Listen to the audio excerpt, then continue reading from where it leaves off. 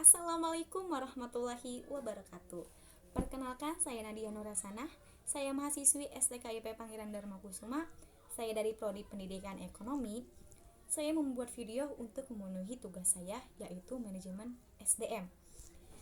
Di sini saya akan berdiskusi yang saya pahami tentang pengujian dan seleksi karyawan. Sebelumnya, berhubungan dengan seleksi ini. Seleksi itu apa? Seleksi bermulai dari sekelompok orang atau sekelompok orang. Nah, yang kemudian diseleksi dan akhirnya memilih calon yang terbaik untuk pekerjaan itu. Bagaimana caranya untuk memilih yang terbaik? Baik, untuk memilih karyawan yang tepat, maka ada 3 alasan untuk karyawan yang tepat. Yang pertama ada kinerja, yang kedua ada biaya, yang ketiga ada kewajiban hukum. Yang pertama ada kinerja. Prestasi perusahaan sebagian selalu tergantung pada bawahannya. Artinya apa? Artinya gini, baik buruknya karyawan dalam bekerja akan berdampak pada perusahaan.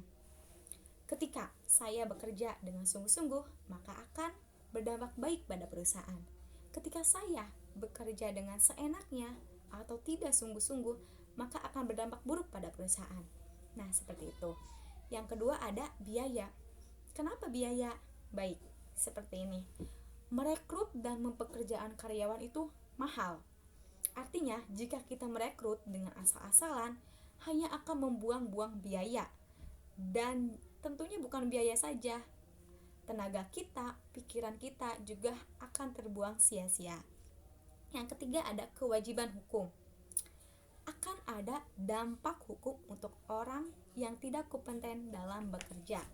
Seperti diatur dalam Equal Employment Opportunity atau EEO atau kesetaraan kesempatan kerja, yakni konsep yang menunjukkan bahwa setiap orang harus mendapat perlakuan yang sama pada semua tindakan berhubungan dengan pekerjaan, dan juga diatur dalam Undang-Undang Ketenagakerjaan Nomor 13 Tahun 2003 ayat 5 dan 6. Kemudian di sini saya akan menjelaskan tentang jenis-jenis ujian. Yang pertama ada ujian kemampuan kognitif yang terdiri dari ujian inteligensia yaitu IQ.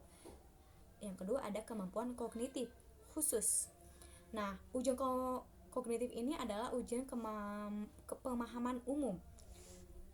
Fungsinya untuk mengukur keingatan memori, kosakata, kefasihan dalam bicara, dan kemampuan dalam berhitung. Contohnya, untuk operator mesin, maka membutuhkan tentang pemahaman mekanisnya, bukan? Nah, seperti itu. Nah, yang kedua ada ujian kemampuan motorik dan fisik. Motorik untuk mengukur kecepatan jari, tangan, atau yang berhubungan dengan kecekatan. Terus ada fisik. Fisik itu untuk mengukur seperti mengangkat berat benda, seperti itu. Contohnya seperti ini untuk fisik. Untuk penjaga pantai, maka akan diuji kemampuan berenangnya. Seperti itu. Yang ketiga ada mengukur kepribadian dan minat. Ujian kepribadian mengukur aspek dasar dari kepribadian seorang pelamar, seperti sifat tertutup, kemampuan, dan motivasi. Yang keempat ada ujian keberhasilan. Mengukur apa yang telah dipelajari seseorang, seperti halnya ujian yang dilaksanakan di sekolah.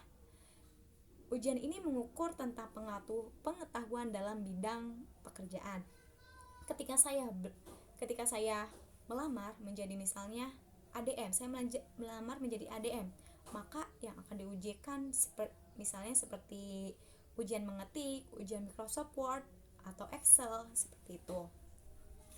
Kemudian kita mengenal dengan teori The Big Five. Teori ini diperkenalkan oleh Louis R. Goldberg tahun 1981. Tokoh yang mengembangkannya adalah Alpert yang melakukan hipotesis seleksi oleh Sir Francis Galton. Zaman sekarang, trait-trait yang masih berlakunya disebut dengan OCEAN. OCEAN. Nah, yang pertama adalah O, yaitu openness, yang artinya keterbukaan akan pengalaman baru. Yang kedua ada C, yaitu scientionis yang artinya kesadaran. Yang ketiga ada E yang artinya extraversion yang artinya ekstraversi. Yang keempat ada A yaitu agreeableness yang artinya keramahan. Yang kelima ada N yaitu neotourism yang artinya neotourisme.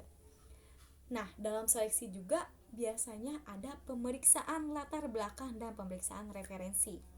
Yang pertama ada former employers, yaitu mantan karyawan. Ketika saya bekerja di perusahaan yang sudah saya alami,